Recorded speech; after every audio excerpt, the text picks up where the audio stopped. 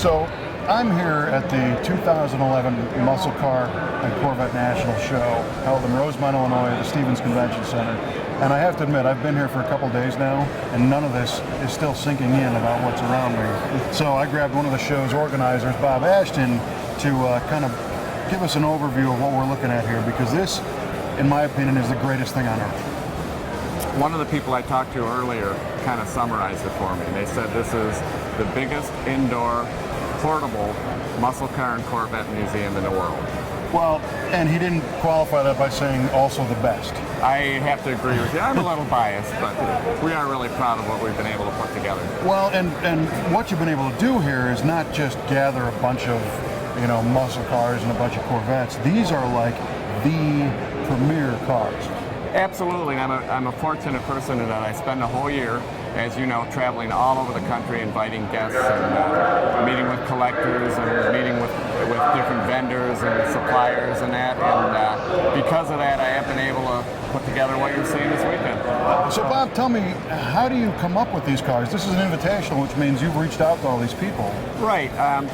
The interesting thing about our group is, we're a group of 8 very enthusiastic collectors, racers, and our group comes from all over the country, and I know you know many of them, my partners in the show. And each one of us has kind of our special mark. We've got Colin Comer, who's well known among the Shelby world and well respected, Stefano Bimbi, who's the CEO of Nicky Chicago, Steve Schauger, who handles our vintage certification, who's very passionate about original and unrestored cars. So each one of the members has their special mark, and we all come together, and it opens the doors for me to do an awful lot of networking. Well, and you've been very successful at it, because the cars that are here are just unreal. I think one of the hallmark presentations this year is this collection of Z01 Camaros behind us that I don't think the world has ever seen this many in one place.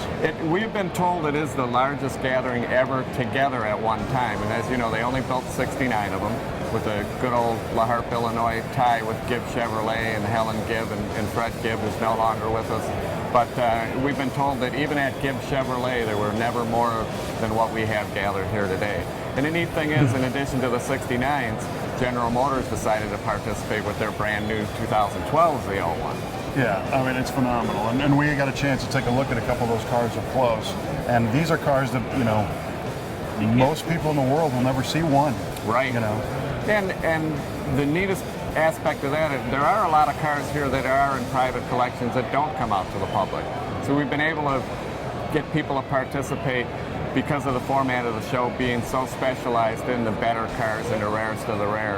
And the collectors are all coming together because now they have a place that they can come and feel comfortable with the best of the best. Sure, I guess, if you have a car that's irreplaceable, there might be a lot of different shows asking you to bring it, but there might be some uneasiness if it's going to be safe, if it's going to be in good company, and that's what this is. Well, I have to kind of share something with you. When we pulled into the building here to get things started, the very first reliable truck that came in here, I get all excited. It's like, what's in this thing? Because I know what's coming. The very first one, the contents were Hemi Cuda convertible, original owner Baldwin Motion L88 Corvette, Z01 Camaro, another Hemi Mopar, it was a 71 GTX, and a 69 Pontiac Trans Am, and an L88 Corvette. You're kidding me, one truck? The first truck.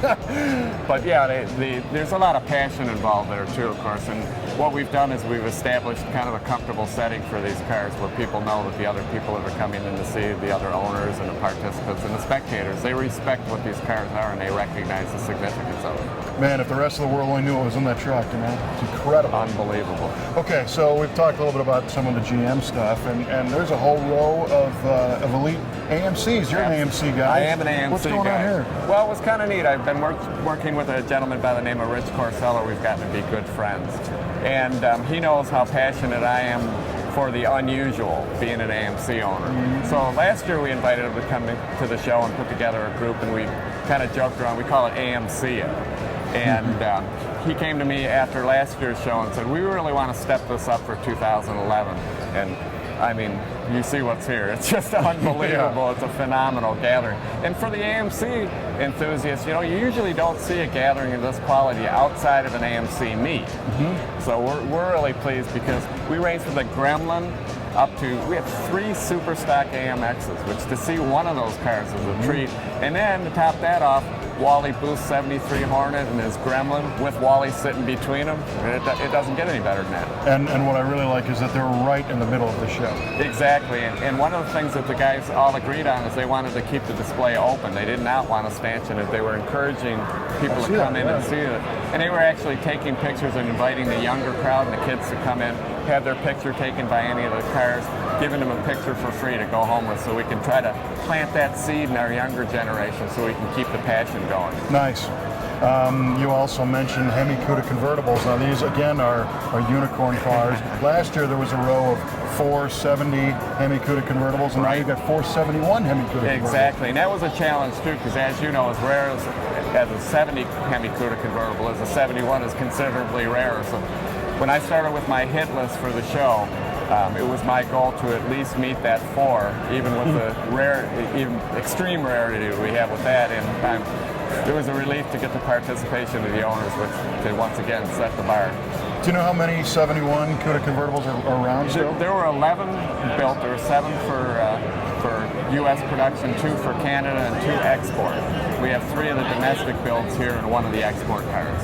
Of those, I believe 10 are accounted for right now. Sure, 40% of the world's total are sitting there. Yes, sir. Yeah, and the show's open to the public. Anybody can come in here. It's not a trade event. It's not a special club. Right. And speaking of the crowds, I'm noticing that I think the weird irony was the first couple of years you had the greatest cars in the world, but the public didn't quite get it. Right. This year it looks like this place is packed. It seems like it's all come together. The stars are lined up. I mean, we had great weather, which is always a good thing. But I think word is getting out there, and because of the support we've gotten from you and the national media, and you guys have done a great job helping us spread the word so that people know this isn't a matter of 10 or 20 nice cars. You've got a building that's full, and I don't care what corner you go to or what brand you like, you're going to find a car that's going to make your jaw drop in here. This being 2011, you guys do like a time period look back. I'm referring to the class of 71 display. What's that all about? Well, we celebrate the 40th anniversary.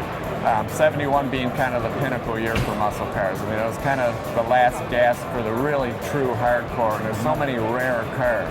And so, of course, next year we won't go on to 72, and we know it'll be a smaller display. But what I'll do is, again, try to raise the bar a little bit to get the rarest of the rare and the one-off cars and the singles. And I actually had an interesting conversation with Mr. Wellborn from the Wellborn Museum, who sponsors that display for us. Tim's known for his collection of 71, so he was a natural fit. He let me know that he's got a couple 72s in his collection that he'll be bringing to share with us for next year.